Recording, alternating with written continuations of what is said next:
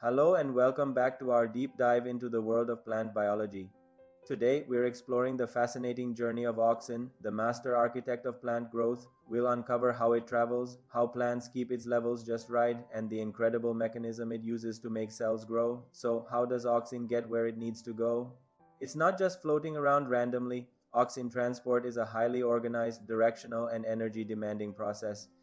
Think of it as a dedicated delivery service within the plant. Unlike other hormones that might just hitch a ride in the plant's vascular system, auxin uses a special cell to cell system called polar auxin transport. What makes this transport so special? First, it's polar, meaning it moves in a very specific direction. Imagine a one way street inside the plant.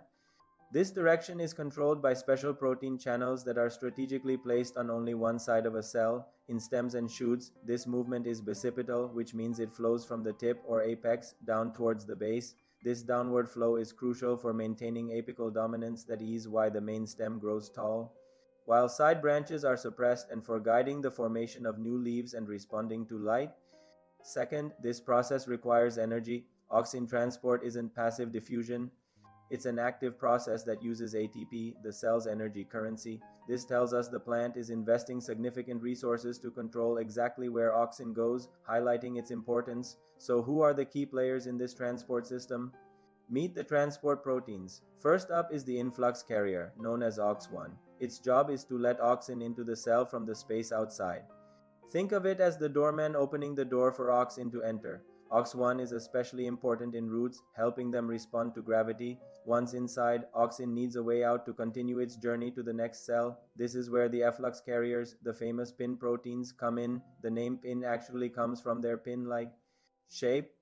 These proteins are the real directors of auxin flow. They are placed on only one side of the cell membrane, creating that one-way street we talked about. For example, in the shoot, PIN proteins are located at the basal or bottom end of each cell. This ensures that auxin is always passed downwards from cell to cell, creating that basipetal flow from the apex to the base.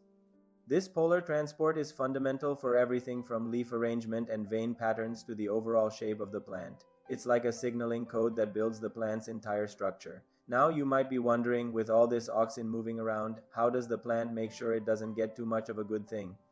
High concentrations of auxin can actually be toxic.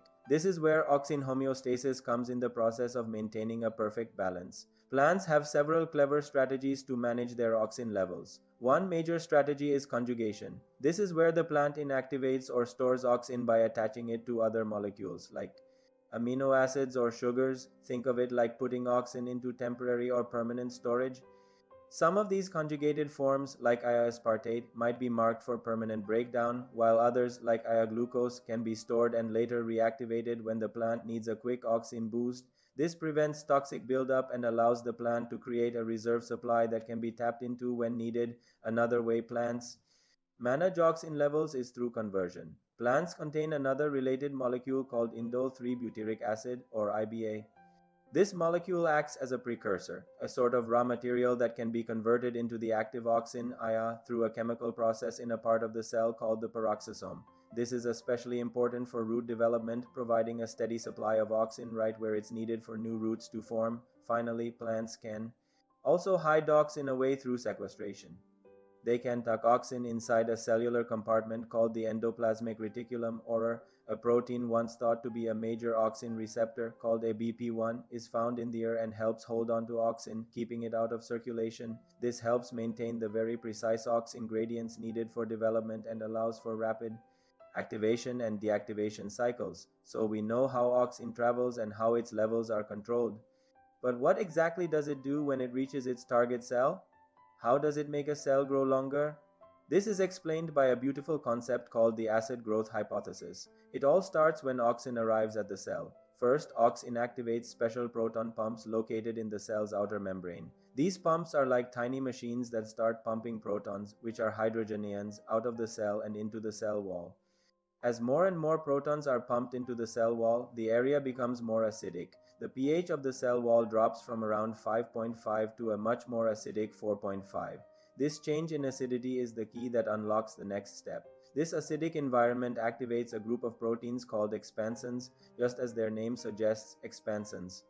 help the cell wall expand. They work by loosening the bonds between the strong cellulose fibers that make up the cell wall. Imagine them as tiny molecular crowbars prying the fibers apart. With the cell wall now loosened and more flexible, the cell can take in water. The internal water pressure, known as turgor pressure, pushes against the newly flexible walls, causing the cell to stretch and elongate. It's this cell elongation, driven by auxin, that allows stems to grow, plants to bend towards light, and roots to push deeper into the soil. So let's quickly recap what we've learned about this incredible hormone. Auxin, with IA as its main form, is synthesized in young tissues and transported in a highly directional or polar manner by AUX1 and PIN proteins. This transport is primarily basipetal, flowing from the tip to the base. Plants maintain perfect auxin balance, or homeostasis, through conjugation, conversion from its precursor IPyA, and sequestration within the ER. And its primary mechanism for causing growth is the acid growth hypothesis, where it acidifies the cell wall, activates expansion proteins, and allows turgor pressure to elongate the cell, from dictating the overall shape of a plant to guiding its response to the environment. Auxin is truly the master conductor of the plant's developmental orchestra. Its discovery opened the door to understanding how plants build themselves, and its synthetic versions have even given us powerful tools in agriculture. Thank you so much for joining me on this journey through the world of Auxin. If you found this video helpful, please give it a thumbs up and subscribe for more deep dives into plant science. See you in the next one.